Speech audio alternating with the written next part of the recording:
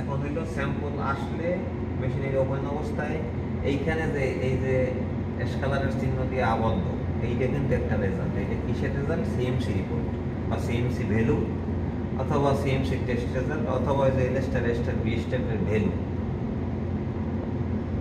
এইখানে যেটা শো হয়ে আছে এটা কার? এই সিলেক্টেড দুইটা বস্তু। আমি যদি এটা চেঞ্জ করে আলাদা জায়গায় নিয়ে যাই তাহলে এনার রেজাল্ট এখানে শো হয়ে থাকবে। এই কালার চেঞ্জ হয়েছে না, এইটা সিলেক্ট করলে আরেকটা কালার হবে। তার মানে এইখানে সিলেক্ট করা যে বস্তুগুলো ইতিপূর্বে যে টেস্ট হয়েছে এই মেশিনে তাদেরটা আজকে আমরা করব আমাদেরটা। এই চারটা গ্রিন কালার, এই চারটা হয়েছে স্ট্যান্ডার্ডের sample, standard twins buyer sample. আর ব্যাস হইলো ওই বায়ারেরটাকে মতো তৈরি করে বা বায়ারের আদৌতে আমাদের তৈরি করে যেটা দিতে হবে সেগুলো হইলো এই তিনটে ব্যাস।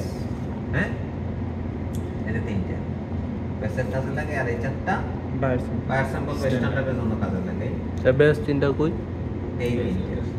আচ্ছা আচ্ছা, আর একটা কথা, স্ট্যান্ডার্ডের এইখানে যেখানে মেইন কাজটা করবো, এখানে এই মেইন কাজ করবো, এখানে হলো লোগো আর নিচে লেখায় দুইটা কিন্তু আলাদা দুইটা পার্ট একসাথে আছে।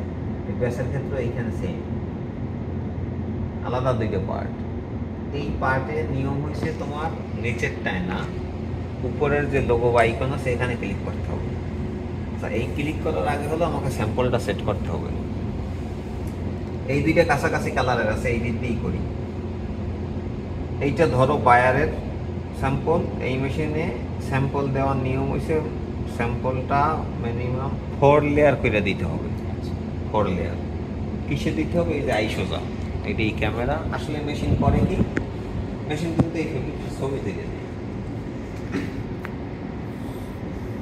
দিলাম। এবার হইলো তাই এটা বায়ারের স্যাম্পল মানে স্ট্যান্ডার্ড। আমরা এখানে ক্লিক করবো, ক্লিক করলে দেখো এখানে নাম আইছে। নাম আইছে এইটা কেন? ওই যে সিলেক্টটাকে এইটা ছিল সেই জন্য। আমরা দিলে অটোই আসবে।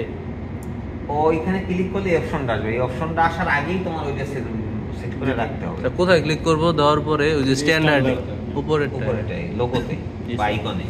এখন এই স্যাম্পল কিন্তু আগে দেবা, স্যাম্পল দেওয়ার পর ওখানে ক্লিক করবা। আর এখানে যদি ভুলবশত ওকেতে চাপ দিয়ে ফেলাও, তুমি স্যাম্পলের ওখানে দেশ না দেশ ওদিক মেশিন তাকাবে না, সে শট নিয়ে নেবে।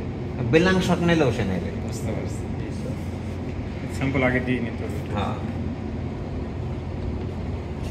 আজকে বায়ারের নাম ধরো তৌহিদ। হ্যাঁ, ওকেতে চাপ দিলে দেখে এখানে একটু সিগন্যাল দেয়, অর্থাৎ আসলে ওর ছবি তোলে। এই ডাটা ভেনিশ হয়ে যায়, একটা ডাটা থাকে ওই যে উপরেরটা। এটা কিন্তু নতুন, তোমার কাছে মনে হচ্ছে পয়সার পরিবর্তন তুই দেখতেছি না। ওই কালারটাই এইটা। হ্যাঁ, এইটা আসলে বেলাং। হ্যাঁ, এখন এইটা স্টোর করতে হয়। স্টোর স্ট্যান্ডার্ড, এই অল স্ট্যান্ডার্ডের মধ্যে স্টোর করতে হয়। করলাম এই যে লোকেশন ডিসিএল স্ট্যান্ডার্ড। হ্যাঁ, আচ্ছা, এবার তাইলে বায়ার আমাকে এইটা দিয়েছিলেন। বায়ার একটার মতো তৈরি করতে যাই আমি ল্যাবে এই স্যাম্পলটা ধরো বানানোর চেষ্টা করতেছি, ওটার মতো হয় কিনা, কতটুকু হয়েছে না হয়েছে তো আমি জানি না। মনে করো এটা করছি, ওইটা তাইলে এটা আমার কি এরাও চাইল্ড লেয়ার একটা ব্যাস হিসেবে দিলাম। দেওয়ার পরে তাহলে ব্যাসের উপর কি ওই আইকনে ক্লিক করতে হবে। দেখো নাম আইছে, কি আইছে?